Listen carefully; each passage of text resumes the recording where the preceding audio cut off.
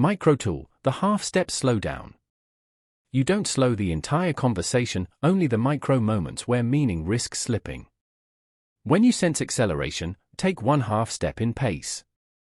Not enough to sound deliberate. Just enough to reset processing time for both sides. A multilingual client hears this slowdown as permission rather than correction. A stressed client hears it as safety. A rushed client hears it as steadiness. Pace regulation is not about speaking slowly. It is about restoring thinking. Case, the client who rushed their own thinking. A Spanish tech founder tended to accelerate whenever he felt uncertain.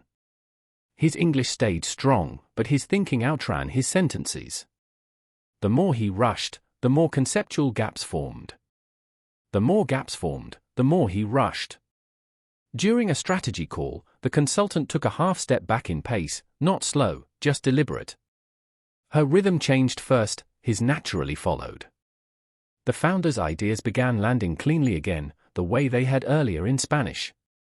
Pace regulation isn't slowing the conversation. It's slowing the emotional tempo.